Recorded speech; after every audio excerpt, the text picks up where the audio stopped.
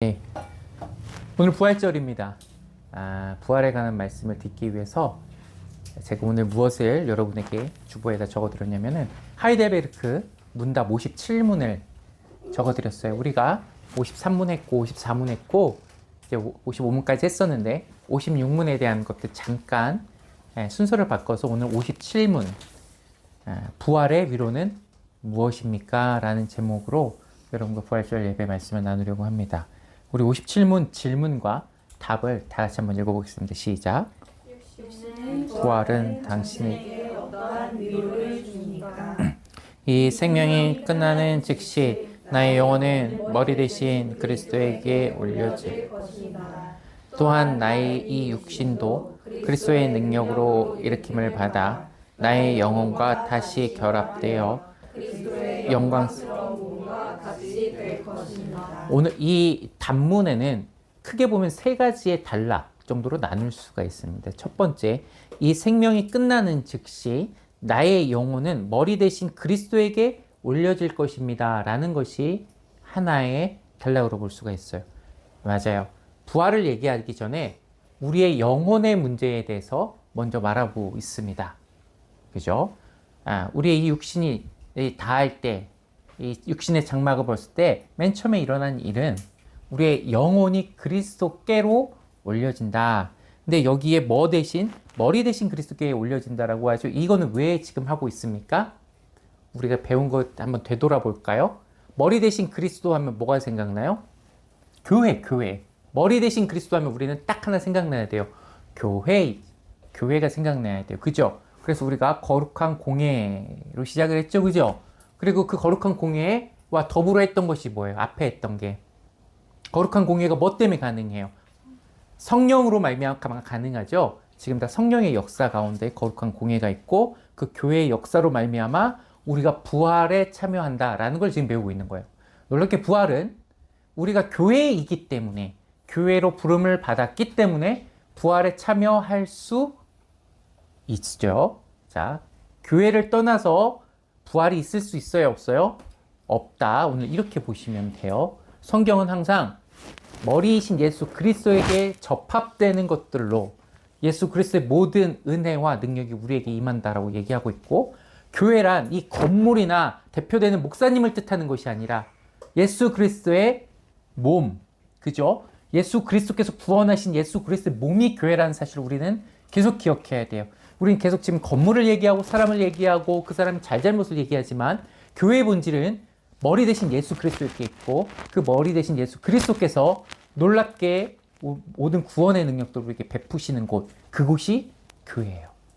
이거를 이 세상 관념으로 자꾸 착각하시면 안 되고 우리는 자꾸 성경의 개념으로 교회를 오늘도 기억하기를 바랍니다. 자, 그게 하나고, 두 번째, 그러면 이 육신은 어떻게 되느냐라는 거죠. 이 육신은 이 땅에 놔두면 썩죠. 그죠? 그런데 썩는 거 말고 나중에 어떻게 되냐면은 그리스도의 능력으로 일으킴을 받는데요. 부활한다는 뜻입니다. 나의 영혼과 다시 결합돼요.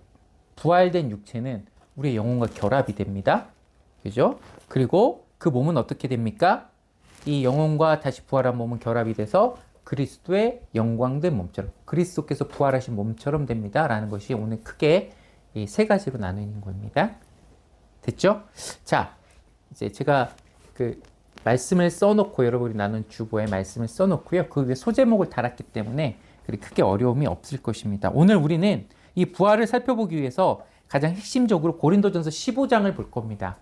부활에 가서 가장 집중적으로 가장 많은 양을 다루는 본문이 바로 고린도전서 15장이에요. 여러분 고린도전서 15장은 딱 외워야 돼요. 뭐?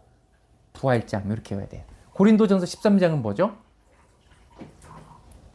고린도전서 13장은 뭐예요?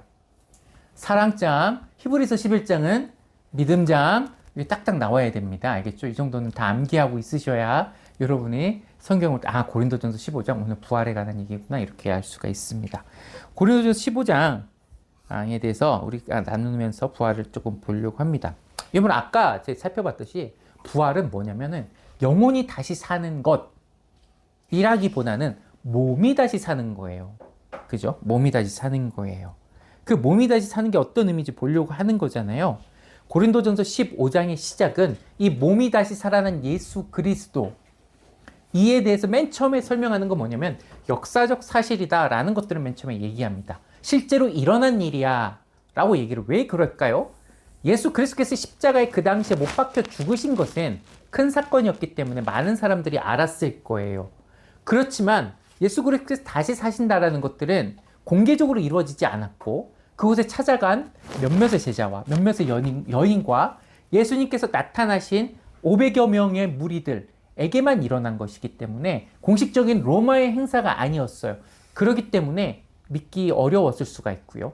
직접 본 사람이 많다고 하더라도 전해 들은 사람은 자기가 직접 보지 못하면 믿지 못하겠다라고 할 경우가 많죠. 아까 제가 시작 기도에서 여러분에게 설명드렸던 누구? 내가 직접 예수 그리스도 손자국에 손을 대고 하지 않고는 내가 믿지 못하겠다. 누가 그랬죠? 네, 도마가 그랬죠.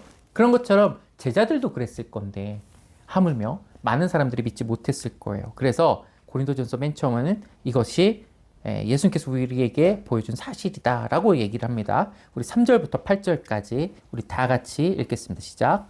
내가 받은 것을 먼저 너희에게 전하였노니 이는 성경대로 그리스도께서 우리 죄를 위하여 죽으시고 장사 지낸 바 되셨다가 성경대로 사흘 만에 다시 살아나사 제자에게 보이시고 후에 12 제자에게와 그 후에 500여 형제에게 일시에 보이셨나니 그 중에 지금까지 대다수는 살아있고 어떤 사람은 잠들었으며 그 후에 야고보에게 보이셨으며 그 후에 모든 사도에게와 맨 나중에 만사되지 못하여 나은 자 같은 내게도 보이셨느니라. 네, 부활은 예수님께서 부활하셔서 그것을 직접 목도하였는데 핵심은 예수님께서 나타나셔서 그것을 보여주셨다라는 거에 핵심이 있습니다. 이게 왜 사실이 될 수 있었냐면 우연히 본 게 아니라 예수님께서 나타나셔서 특정한 사람과 믿는 그 모든 무리들에게 보여주셨기 때문에 그 사람들이 계속 전했기 때문에 이것이 역사적 사실이 되죠. 맞아요. 이때는 예수님께서 다시 부활하실 거라는 것들을 알았기 때문에 예수님을 묻었던 무덤 있죠. 거기에 뭘 두었죠? 함부로 예수 그리스도의 시체를 훔쳐다가 괜히 살아난 것처럼 꾸미지 않기 위해서 병사를 두죠. 함부로 못하기 위해서. 부활의 소문이 거짓으로 퍼지지 않기 위해서. 그러나 그 돌문이 열려 있었고 예수님은 나오셨습니다. 맞아요. 이 부활에 대해서 많은 사람들이 오히려 일부는 두려워했어요.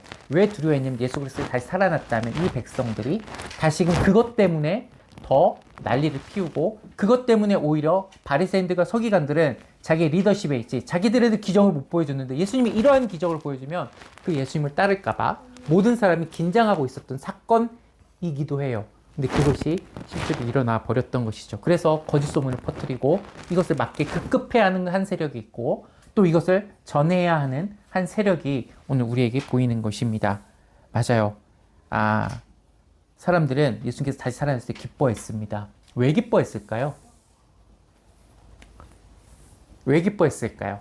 맨 처음에 예수 그리스도께서 죽은 가운데 십자가에 다시 살아난 여러분 이것만으로 굉장히 기적이잖아요. 그죠? 이분이 메시아라는 거를 누구나 알 수 있었을 것 같아요. 근데 맨 처음에 기뻐했던 이유는 그렇게 온전하게 부활의 의미를 이해해서 기뻐했던 것들은 아닙니다. 부활하신 예수님에게 물어봐요. 이스라엘 나라를 회복하면 이때입니까? 라고 물어보죠. 무슨 얘기예요? 부활하신 예수 그리스도께서 이제 이러한 능력까지 가지셨으니 죽음에서 다시 살아날 수 있는 능력까지 가지셨으니 이제는 무엇을 할 것이다? 정치적으로 로마를 이길 것이고 군사적으로 로마를 이길 것이고 우리가 바라왔던 이 나라의 독립이 일어날 것이라는 것을 어디에 투영했냐면 부활에 투영했어요. 예수님이 주시는 부활의 소망과 은혜대로 살아가길 바라는 것이 아니라 자기의 것을 이루어줄 수 있는 능력을 부활해서 받던 거죠. 그래서 저는 늘 물어봐요. 어제도 물어봤어요. 여러분 부활이 왜 소망입니까? 왜 기뻐해야 돼요? 부활은 소망이고 기쁨이래요. 왜 기뻐하느냐가 굉장히 중요한데 거기에 대해서 많은 사람들이 얘기하지 못하는 것을 전 예전부터 늘 경험해 왔어요. 저도 부활이고 소망하는데 물어봤어요. 선생님에게. 고등학교 때, 중학교 때 아직도 경험. 왜 이게 소망입니까? 대답해 주시는 선생님이 아무도 없었어요. 심지어 설교 때도 여러분 부활은 소망입니다 라는 문구만 배웠지 몸이 다시 살아나는 것이 소망입니다 나만 배웠지 그것이 어떻게 우리에게 소망이 되어야 됩니까? 라는 것을 저는 사실은 교회 다니면서 배워보지 못했어요. 설교 때 당연히 들어보지 못했습니다. 그래서 오늘 그걸 얘기하려고 해요. 왜 부활은 소망입니까? 영혼이 다시 살잖아요. 그죠? 근데 왜 육체까지 사는, 영혼이 살면 우리의 소망이 된다는 건 알겠어요. 구원이니까 그렇죠. 근데 왜 육체가 사는 게 우리에게 소망이 되냐 이 말이에요. 그걸 오늘 조금 여러분과 나눠보려고 합니다. 그걸 위해서 우리는 고린도전서 15장 12절, 13절, 16절 요 세 개를 먼저 읽으려고 합니다. 시작. 그리스도께서 죽은 자 가운데서 다시 살아 전파되어 너희네 중에서는 어떤 사람들은 어찌하여 죽은 자 가운데서 부활이 없다 하느냐. 만일 죽은 자의 부활이 없으면 그리스도도 다시 살아나지 못하셨으리라. 죽은 사람들이 살아나는 일이 없다면 그리스도께서 살아나신 일도 이 말이 무슨 뜻입니까? 예수 그리스도가 부활하신 것은 예수 그리스도께서 사람으로 이 땅에 오셨기 때문에 부활하신 거래요. 왜 사람으로 왔으니까 부활한 거죠? 모든 사람은 원래 부활이 된다 안 된다? 돼요. 모든 사람이 부활이 됩니다. 사람은 원래 부활하기 때문에 예수님도 사람이셨기 때문에 부활하셨다가 고린도전서 15장에서 나온 첫 번째 이유예요. 그죠? 그렇죠? 인간에게 원래 부활이 없다면 예수 그리스도께서 부활하실 필요가 있었다 없었다? 없었다. 이게 고린도전서의 얘기예요. 인간이 만약에 부활하지 못하게 창조되었다면 하나님의 계획이 없었다면 예수 그리스도도 부활하지 않으셨고 부활할 필요가 없으셨다. 이게 처음이에요. 모든 사람이 부활한다고요? 믿는 사람만 부활하는 게 아니고요? 아니요. 모든 사람이 부활한다고 예수님께서 이미 말씀하셨죠. 사복음서 예수님께서 이미 말씀하셨어요. 우리 요한복음 5장 29절 한번 읽어볼까요? 시작. 선한 일을 행한 자는 생명의 부활로, 악한 일을 행한 자는 심판의 부활로 나오리라. 맞죠? 사도행전 24장 15절도 같이 읽어요. 시작. 그들이 기다리는 바 하나님께 향한 소망을 나도 가졌으니 곧 의인과 악인의 부활이 있으리라 함이니. 의인만 부활합니까? 악인도 부활합니까? 악인도 부활해요. 모든 사람은 부활합니다. 그래서 예수 그리스도 부활하신 거예요. 예수 그리스도에게만 특별히 일어나야 하는 일이 아니라 우리 모두에게 일어나는 일인데 예수 그리스도께서 먼저 일어나신 거죠. 가장 먼저. 그것이 다만 우리에게 신기하게 보일 수 있으나 우리에게도 일어날 일이에요. 이것이 성경에서 가르쳐준 첫 번째이에요. 다만 이 두 알은 뭐가 다릅니까? 선한 일을 행한 자는 무슨 부활로? 생명의 부활로. 악한 일을 행한 자는 심판의 부활로 나오죠. 자, 다시 선한 일을 행한 자는 생명의 부활로 나오고 악한 일을 행한 자는 심판의 부활로 나옵니다. 선한 일을 행한 자, 그렇죠. 심판의 부활로 나와요.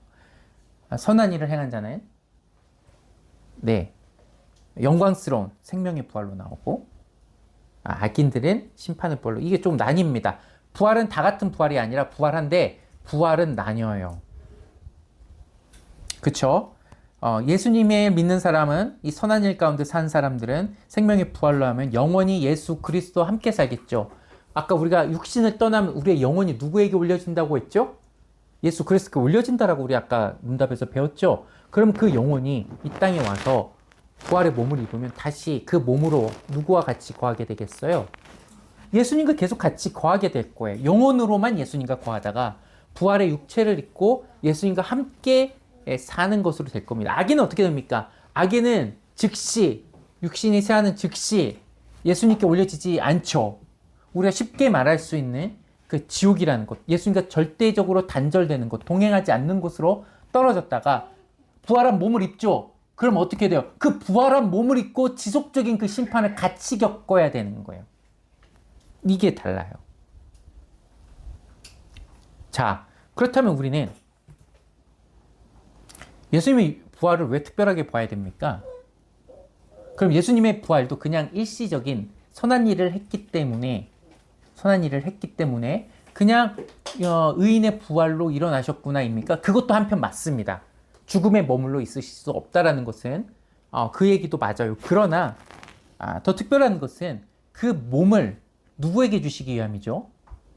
교회된 자기 몸에게 주시기 위함입니다. 맞죠? 생명의 부활로 나오는 사람, 그 사람에게 예수 그리스도께서 먼저 부활하셔서 자기의 몸을 주실 거예요. 그래서 예수 그리스도의 부활이 중요하고요. 예수 그리스도의 부활이 없었다면은 우리는 의인의 부활에 육체를 입을 수도 없게 됩니다. 자, 우리 빌립보서 3장 21절 다시 한번 읽어볼까요? 시작. 그분은 만물을 복종시킬 수 있는 능력으로 우리의 비천한 몸을 변화시키셔서 그분의 영광스러운 같은 모습이 되게 맞아요. 예수 그리스도의 부활은 그 능력으로 우리의 비천한 몸을 변화시킵니다. 그리고 그분의 영광스러운 몸과 같은 모습이 되게 하시려고 예수 그리스도는 부활하시는 거예요. 그죠? 의인과 악인 모두 부활하는데 그 중에 의인이 있어야 되잖아요. 그 의인을 만드신 분도 예수님이고 만드신 그 의인에게 부활의 육체를 미리 마련해 주시는 것도 예수님이라는 것들을 알 수가 있어요. 여러분 지금의 몸이 어때요? 비천하죠? 비천하다라고. 왜 비천합니까?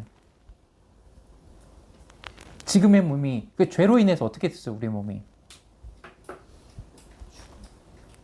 육신의 죽음을 맞죠. 그쵸? 장애로 태어난 사람들도 있고요. 지금 나이가 되면은 여성분들은 갱년기니 이런 어떤 호르몬적인 질병으로 굉장히 힘들잖아요. 자기 의지와 상관없는 감정과 이런 상황을 맞게 되잖아요. 이런 것들이 다 뭐 때문에 온 거예요? 죄 때문에 온 거잖아요. 죄가 이 세상에 들어온 이후부터 이런 질병들이 생긴 거지 않습니까? 그렇기 때문에 이 죄된 몸 때문에 비천하게 되는 거예요. 그죠? 저희는 요즘 마음대로 잘 수도 없고 깰 수도 없는 그런 상황에서 약을 먹고 버티기도 하는 사람들 많잖아요. 왜 그렇죠? 이 세상에 죄가 들어왔기 때문에. 그 사람이 죄를 졌기 때문에가 아니라 이 세상에 죄가 들어왔기 때문에 그런 일들이 누구에게나 일어나는 것이죠. 맞아. 죽음으로 가는 그 과정 중에 하나를 겪고 있는 거예요. 그리고 우리는 왜 또 비천하다가 있을까요? 죄된 영향을 받아요. 우리 몸이 있기 때문에 그 자체로 죄된 욕구가 있어요. 어떤 욕구가 있죠? 우리가 말하는 과도한 식욕이 있을 수도 있고요. 그쵸? 이 몸이 편하기 위해서 누구 것을 빼앗을 수 있는 욕망이 있고요. 성경이 말하는 정욕이 그것입니다. 육체를 가졌기 때문에 필연적으로 발생할 수밖에 없는 그런 죄된 욕구가 여전히 여기 안에는 있어요. 물론 몸만의 문제는 아닐 겁니다. 우리의 영혼이 타락했기 때문에 그것으로 결합된 몸이 여전히 그럴 거예요. 그러나 몸의 한계도 여전히 우리는 경험하고 있어요. 그런 몸에서 예수 그리스도께서 주시는 부활의 몸은 이 죄의 영향들을 벗어난 몸이죠. 비천한 몸에서 벗어나는 영광스러운 몸이라는 건 적어도 죄의 영향으로 고통받는 여러 가지 질병이나 아픔이나 고통이나 죽음으로부터 인한 헤어짐이나 이런 모든 이 비천한 몸 때문에 그 가지는 정욕 모든 것들에 대해서 해방될 수 있는 우리의 몸을 가지는 것. 그것이 예수 그리스도께서 보여주시는 몸이구나. 또한 지금의 몸은, 지금의 영혼은 예수 그리스도께 온전히 순종합니까? 그렇지 못합니까? 그러지 못하죠. 그러나 우리가 완전하게 부활하는 그 몸은 예수 그리스도의 통치에, 그 말씀에 온전히 순종할 수 있는 몸이 되겠죠. 예, 그럴 거예요. 아마 예수 그리스도께서 하나님께서 성령 하나님께서 삼위일체 하나님께서 이 세상을 창조하셨을 때 만들었던 아담과 하와 만큼 회복되는 것이 아니라 그보다 더 회복이 되겠죠. 그때는 무슨 가능성이 있었냐면은 선악과를 따먹고 타락할 가능성이 있었지만 우리는 이제 그럴 가능성이 없는 몸까지 회복되는 게 비천한 몸에서 벗어나는 거고 영광스러운 몸으로 가는 거예요. 사람들은 핵심을 이런 걸로 봐요. 내가 얼만큼 잘생겨졌나요? 몇 살의 나이로 부활을 하나요? 여러분, 핵심은 그게 아니에요. 우리는 여전히 죄되었기 때문에 뭘 생각하냐면 자꾸 겉모습을 생각해요. 내가 아름다울 것이냐 그렇지 않을 거냐가 죄된 눈으로 생각하는 부활의 소망이죠. 성경은 이 죄에 대한 영향의 비천함을 벗어나는 게 부활의 핵심으로 우리에게 알려주고 있습니다. 여러분, 부활은 그뿐만 아니라 고린도전서에 보면 되게 독특하게 죄사함과 연결되어 있습니다. 17절, 18절을 우리 다 같이 읽겠습니다. 시작. 그리스도께서 사랑하지 않으셨다면 여러분의 믿음은 헛된 것이고 여러분은 아직도 여러분의 죄 가운데 있을 것입니다. 그리스도 안에서 잠든 사람들도 멸망했을 것입니다. 자, 17절에 보면 이렇게 기록되어 있어요. 그리스도께서 살아나지 않으셨다면, 그리스도께서 부활하지 않으셨다면, 첫 번째, 여러분의 믿음은 헛것이 됩니다. 두 번째, 여러분은 아직도 여러분의 죄 가운데 있을 것입니다. 입니다. 여러분의 믿음이 헛된 것이 된다라는 것은 다른 건 아니고, 복음을 전할 때 그리스도께서 부활하셨다는 그 소식까지 전하고 이들은 믿은 거잖아요. 근데 부활이 거짓말이면 그들이 믿었던 그 믿음 자체가 헛것이 되는 것이죠. 그것이 거짓이라면. 그게 첫 번째고요. 이건 이해할 수 있어요. 근데 두 번째가 이해하기가 힘듭니다. 여러분은 아직도 여러분의 죄 가운데 있을 거래요. 다시 말하면 예수 그리스도께서 부활하지 않으셨다면 우리는 여전히 죄 가운데 있다 이 말이에요. 왜 그런가요? 왜 그렇습니까? 부활과 죄가 무슨 상관이에요? 예수 그리스도의 십자가에 못 박히시고 우리의 죄를 사해 주셨잖아요. 그죠? 맞죠? 그래서 우리는 구원 받았잖아요. 그렇게 배웠잖아요. 근데 부활이 없으면 우린 여전히 죄의 문제에 대해서 해결되지 못한 거라고 지금 가르치고 있잖아요. 왜 그래요? 앞에서 이미 힌트를 줬어요. 힌트를 줬어요. 이거는 다른 문제가 아니에요. 자, 봅시다. 우리의 육체는 아담과 하와 이래에 비천한 몸으로 오게 된 이유는 제가 설명드렸다시피 뭐의 문제라고요? 죄의 문제라고 말씀드렸죠. 죄가 사함받는다는 것은, 죄로부터 우리가 벗어난다는 것은 죄가 영향을 미쳤던 망가뜨렸던 것 있죠. 뭘 망가뜨렸어요? 우리의 영혼을 망가뜨렸고 우리의 육체를 망가뜨렸죠. 영혼이 아담과 하와를 어떻게 보면 어떻게 망가졌습니까? 하나님과의 관계가 깨어져 버리고 둘이 부부싸움하기 시작하잖아요. 서로 원망하기 시작하잖아요. 관계들이 다 깨져버렸잖아요. 그런 성품적인 것, 영혼적인 것들이 회복이 되는 것이 죄사함이에요. 죄사함은 단지 죄가 없어졌다라는 게 아니라 죄가 없으면은 원래 형태로 회복하는 게 원칙이지요. 그러면 우리의 영혼이 그렇게 회복돼야 되는 거고, 그렇다면 죄로 말미암아 비천하게 되었던 그 상태도 죄가 용서받았다면, 죄의 영향 아래 있었던 그 죄가 모두 제거됐다면 이 몸도 어떻게 됩니까? 원래대로 죄가 없는 상태대로 돌아가야 하는 것이 죄사함, 죄가 없어짐. 이거 좀 어려운 말로 전인격적인 구원이라고 해요. 구원이라는 건 여러분, 우리의 영혼만 구원받는 게 아니라 하나님께 창조하셨을 때 우리 아름다운 우리 육체와 영혼 모두 아름다웠던 것, 근데 그 죄로 다 망가졌잖아요. 죄를 사하시고 그 모든 것을 다시 원래대로 회복하시려는 게 구원이거든요. 그냥 천국이라는 장소에 가는 게 아니에요. 하나님께서 보시기에, 창조하셔서 보시기에 아름다웠던 그 상태, 죄가 없어서 하나님과 교제하기 합당한 그 상태는 육신으로 교제했잖아요. 그죠? 영혼만 교제했습니까? 육신과 함께 있어 아담과 하와는 하나님과 교제했죠. 그러면 우리도 그렇게 돼야 되는 것이 죄가 제거되는 거예요. 근데 예수 그리스도께서 육신의 문제를 제외하고 나머지 죄만 사하셨다. 그럼 죄가 완벽하게 해결된 거에 아직 뭐가 좀 남은 거예요. 남은 거죠. 육신의 죄에 대한 문제가 여전히 해결받지 못한 채 남은 거예요. 그래서 그리스도께서 부활하지 않으시면 여전히 우리는 뭐 가운데 있을 수밖에 없다는 얘기냐면 죄 가운데 있을 수밖에 없어요. 육신이 부활하지 못하면 육신은 어디에 갇혀져 있기 때문에? 죄에 갇혀져 있기 때문에 그렇습니다. 어렵죠? 어려워요. 왜냐하면 우리는 이때까지 구원을 자꾸 영혼만 구원받는 것, 천국에 우리의 영혼이 가는 것을 구원이라고 배웠기 때문에 그래요. 그러나 성경에서 말하는 그 구원은 우리의 영혼이 천국에라는 그 장소에 가는 것을 하나의 일부로 보는 것이지, 예수님께서 하나님 우편에 계셔서 우리의 장소를 마련하신 게 맞아요. 그러나 구원이라는 건 결국은 하나님께서 우리를 육신과 영혼으로 만들어서 우리가 교제했던 그 모습 그대로 우리가 다시 교제하고 싶어 하시지, 영혼만으로 우리가 교제하고 싶어 하시는 거는 아니에요. 이해가시죠? 이해가시죠? 하나님이 창조하신 모습 그대로, 아까 말했던 거기에 대해서 오히려 더 완전하고 죄의 가능성이 없게끔 육체를 입은 채로 우리가 교제하시는 것이 하나님의 뜻이고 예수님이 구원의 뜻이다를 우린 계속 반복해야 됩니다. 제가 앞서 교회의 의미를 자꾸 여러분 성경의 의미로 바꾸라고 했죠. 그죠? 교회의 의미가 자꾸 건물이고 프로그램이다 하다 보니까 교회 하면 멋진 건물만 생각나니까 자꾸 그렇게 선택을 하고 여러분 그렇게 결정을 하게 돼요. 그러나 예수 그리스도 몸이라고 자꾸 생각을 하게 되면은 계속 바뀔 거예요. 마찬가지로 구원도 마찬가지입니다. 구원이라는 게 자꾸 영원히 천국 간다, 이 장소적인 의미에만 함몰이 되면은 우리는 구원의 온전한 삶을 살지 못해요. 구원이 뭔지 모르고 죽게 돼요. 그러니까 구원을 여러분 제대로 알자는 차원에서 오늘 부활도 사실은 설교를 하게 되는 것입니다. 여러분, 네. 고마워요. 그래서 우리가 고린도전서 15장 53, 54 다시 한번 읽어볼게요. 시작. 썩을 몸이 썩지 않을 것을 입어야 하고 죽을 몸이 죽지 않을 것을 입어야 한다. 썩을 이 몸이 썩지 않을 것을 입고 죽을 이 몸이 죽지 않을 것을 입을 이렇게 기록한 성경 말씀이 이루어질 것입니다. 죽음을 삼키고서 승리를 아멘. 여러분, 죽음을 삼키고서 승리를 얻었다라는 것을 우리가 영혼적으로만 생각하자면 이렇게 될 거예요.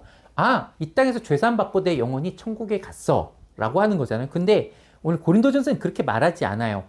썩을 몸에서 썩지 않은 몸을 드디어 입었을 때 죽음을 삼키고서 승리를 얻었다. 이 죽음은 무엇에 대한 죽음입니까? 죄에 대한, 육신에 대한 죽음이에요. 죄로 말미암아 육신까지 그 죽음을 죽음까지 이르렀는데 구원으로 말미암아 몸에 미친 그 죄에, 사망에 이 죽음마저 이겼을 때 승리를 외치게 되는 거예요. 영혼만 구해서 승리가 온전해지는 게 아니에요. 우리 육신까지 죄로부터 완전하게 벗어나서 예수님께서 주신 썩지 않을 몸을 입었을 때 예수 그리스도의 능력과 승리는 완전해지는 거예요. 이걸 반드시 기억해야 돼요. 그래서 부활이 중요해요. 우리 몸이 너무너무 중요해요. 이 몸이 다시 사는 것 너무너무 중요합니다. 영혼의 죽음뿐만 아니라 육신의 죽음까지도 죄에 있었기 때문에 이것을 해결해 주셨기 때문에 우리는 이제야 죽음에서 다 벗어났어요. 영혼의 죽음뿐만 아니라 무엇에 대한 죽음까지도, 육신에 대한 죽음까지도. 자, 여러분, 우린 부활에 관해서 제가 여러분에게 알려줘야 되는 일반적인 것 중에 한 절반 정도를 오늘 알려준 것 같아요. 나머지 절반도 또 있는데 양이 많아서 못했어요. 그러면 우리는 알았잖아요. 부활이 결국 뭐냐면 구원의 거의 마지막 점 정도 되는 요 정도 되겠구나라는 짐작이 들죠. 그죠? 우리가 천국으로 올라가는 것으로 구원이 끝나지 않고 예수님 다시 오실 그날에 우리가 부활의 육체를 입는 것까지가 구원의 완성이 되겠구나라는 생각이 들죠. 죄에 대한 완벽한 해결이라는 생각이 들죠. 그러면 제가 오늘 여러분에게 적진 않았어요. 오늘 54절까지만 적었는데 이 결과 우리는 어떻게 적용해야 됩니까? 이 말씀을 어떻게 적용해야 돼요? 고린도전서 15장의 말씀, 우리가 부활했어요. 우리가 죄로부터 벗어날 거예요. 등등등 얘기를 했잖아요. 그러면은 사도 바울은 이 고린도전서 15장을 쓰면서 마지막 결론을 어떻게 냈을까요? 제가 일부러 안 적었어요. 예쁘게 우리 소망해요, 찬양해요. 맞아요, 좋아요. 그죠? 근데 제가 읽어드릴게요. 잘 들어보세요. 제가 읽을게요. 성경책 있는 사람 같이 피셔도 됩니다. 고린도전서 15장 58절. 그러므로 나의 사랑하는 형제자매 여러분, 굳게 서서 흔들리지 말고. 괜찮죠, 여기까지? 그 다음에 이거 좀 이상합니다. 주님의 일을 더욱 많이 하십시오. 다시. 그러므로 나의 사랑하는 형제자매 여러분, 굳게 서서 흔들리지 말고 주님의 일을 더욱 많이 하래요. 하라고. doing 하라고요. 주님의 일을 더욱더 힘쓰라고요. 여러분이 아는 대로 여러분의 수고가 주님 안에 헛되지 않습니다. 라고 말합니다. 이상하죠? 우리가 부활할 거예요. 부활의 소망이 있어요. 구원의 그 마지막 점이 부활입니다.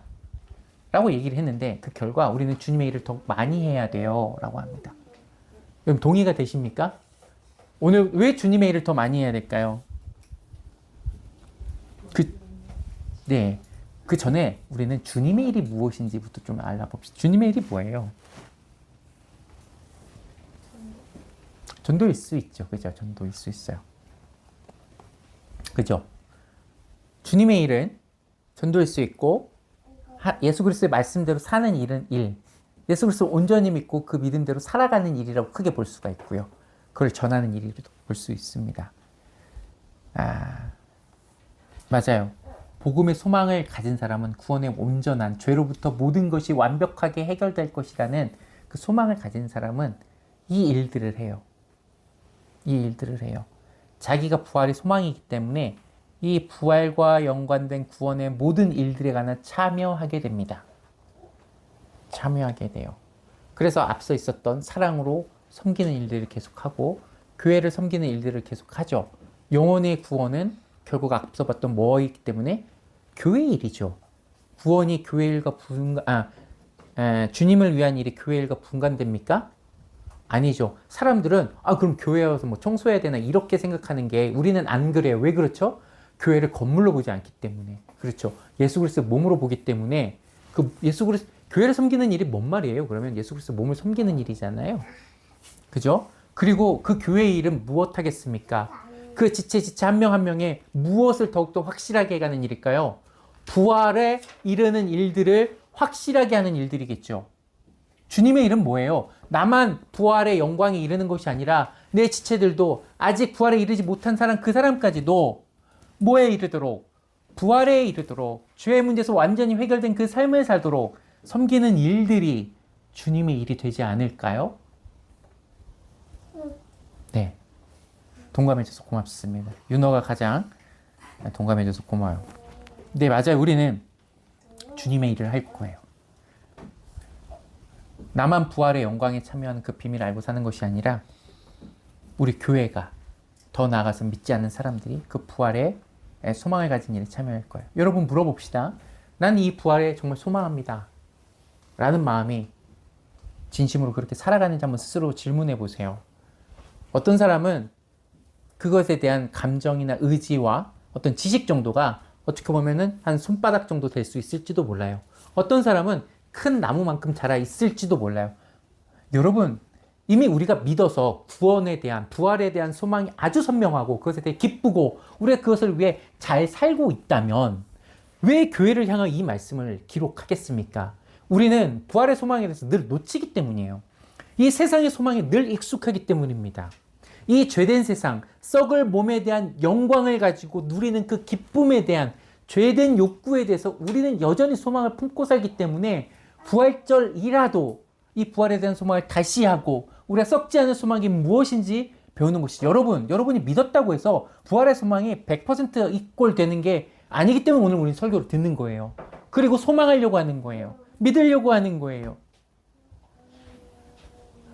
주의 일을 더 힘써 많이 하기 이전에 그럼 부활의 일들을 세우고 널리 퍼뜨리는 것을 일에 참여하기 이전에 우리 자신부터 이 부활의 소망에 대한 구원의 소망에 대한 감격과 감사와 내가 구원의 이 완성을 위해서 열심히 살아야지 주님을 보면서 살아야지 이 믿음의 일을 더욱더 열심히 해야지 라고 생각하면서 살아가고 있는지를 먼저 우리가 좀 되돌이켜 보길 원하고요.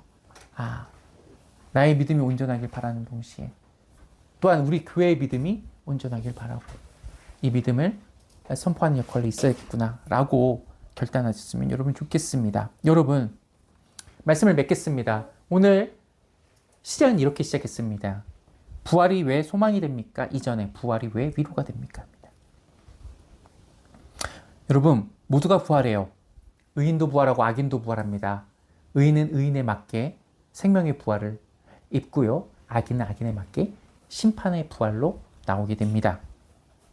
여러분 그러나 예수 그리스도께서 우리에게 부활하신 것은 예수 그리스도만 의인이시기 때문에 그리고 죄된 우리에게 예수 그리스도께서 무엇을 주셨냐면 생명의 부활로 나올 그 육체를 우리에게 주셨기 때문에 예수 그리스도의 부활이 기쁘고 소망이 되는 거고 우리에게 유일한 희망이 되는 것이죠.